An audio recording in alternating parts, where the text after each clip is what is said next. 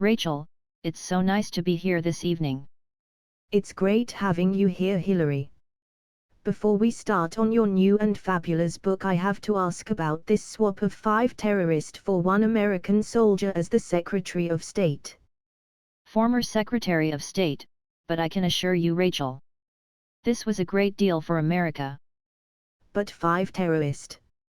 I understand this American soldier was a deserter and may have been cooperating with Al-Qaeda.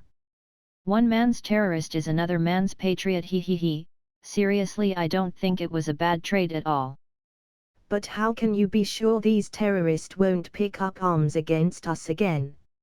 I personally spoke to all of these former terrorists and I can assure you these men will not rejoin the fight against us.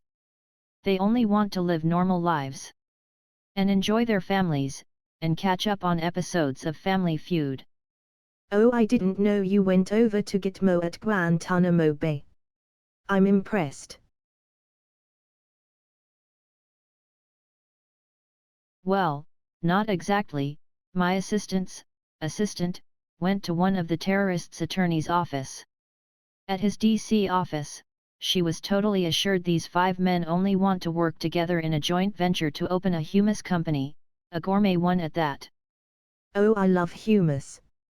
With a touch of garlic. Still, you were very brave sending your assistant, so let's talk about your new book. Hard Choices and the part where you claim to be broke when you left the White House. It was so depressing. It's hard just to talk about those difficult times. Bill and I had spent our last few dollars just to rent a U-Haul to move out to our new house in Chappaqua. We found enough change in the couches around the White House to afford the diesel for the move. It was so sad. That sounds rough. Remember, this was after Bill's heart surgery. I thought he was going to have a heart attack moving all of our furniture into the van. Oh my, that sounds so dreadful. Once we moved into our little home in New York, things got worse. The bills started piling up. We had to choose between Bill's heart medicine and food to eat. What about your friends? Didn't they help pick up the cost of your legal fees and the $1.7 million price tag of your New York house? Ha, no.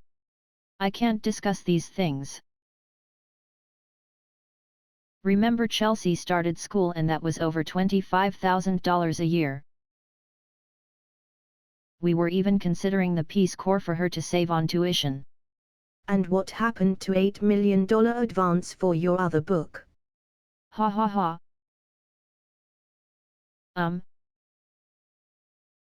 Our friends were tapped out too. We needed the money for the new People's House in Washington, so I could better serve as a senator for the people of New York. So how did you manage for food? How did you survive and feed all the Secret Service agents assigned to you? Cat food, that's all we could afford. That sounds disgusting. You ate cat food? We had to survive. We discovered tuna cat food tasted the best. We mixed in a little mayonnaise and it wasn't bad. We also found some old cans of lima beans and chickpeas in the pantry. The cat tuna wasn't bad on top of the chickpeas. That's it, that's all you ate? For a while, Bill started going down to the shop right at night and climbing into the dumpster. He'd find these old loaves of moldy bread. You ate moldy bread? Of course not. We first scraped the blue mold off the bread, then we toasted it too. It made a decent cat tuna sandwich. That is so disgusting. So how are things now? Those 5-digit dollar speaking fees must help.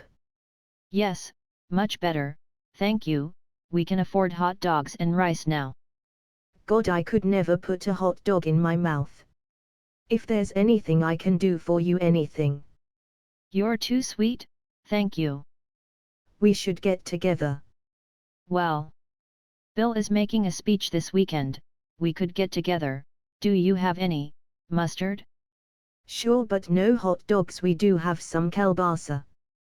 but we don't eat it. Oh, right, you're a vegan.